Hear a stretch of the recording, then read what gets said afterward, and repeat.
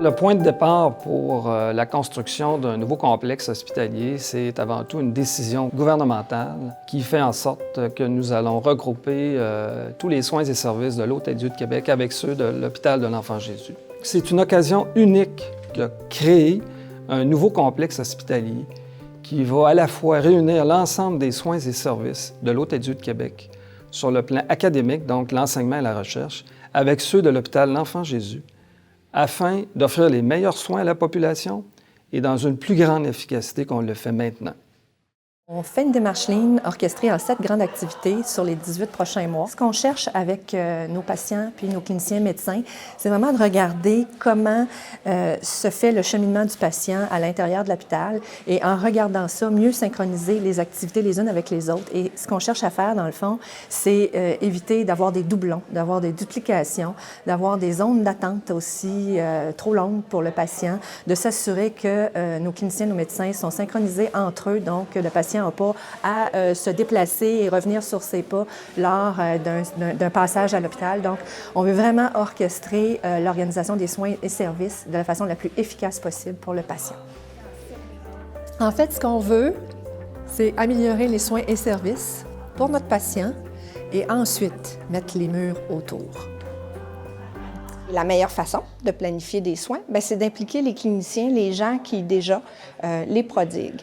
Vous comprendrez, dans le contexte, que les médecins sont aux premières loges de ce processus-là et sont appelés actuellement à travailler à chacune des étapes qui ont été effectuées pour planifier le nouveau complexe hospitalier. C'est un travail exigeant, mais très, très inspirant en même temps, et c'est en fait probablement une des très belles opportunités que nous avons depuis la création du CHU de Québec, de travailler ensemble, tous les services impliqués. Donc, d'offrir une expérience à nos patients de soins plus fluides, où nous sommes plus concertés et coordonnés autour de leurs besoins, ressort énormément des travaux actuellement. L'objectif du groupe, c'était de mettre le patient au centre, tant au niveau des trajectoires, faciliter l'expérience patient.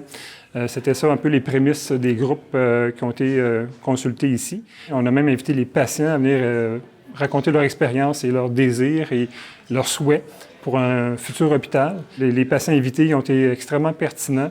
Ils nous ont ouvert les yeux à certaines problématiques qu'on ne voit pas toujours quand on est baigné dans la situation. De mettre le patient au centre de leurs décisions, au centre de leurs préoccupations, au centre de leurs actions. C'était très présent dans le cadre des travaux auxquels j'ai assisté, là. Les gens qui animaient les discussions à plusieurs reprises m'ont posé des questions. C'est même arrivé que l'animatrice a arrêté les discussions. On dit, on va demander aux patients ce que ces gens-là pensent. Je dis, M. Gontier, vous, qu'est-ce que vous pensez de ça? Je suis convaincu que les travaux en tout cas le groupe dans lequel j'ai assisté, là, ça va donner des bons résultats. Je crois vraiment au regroupement des équipes. Ça crée des synergies, ça crée la mise en commun d'expertise.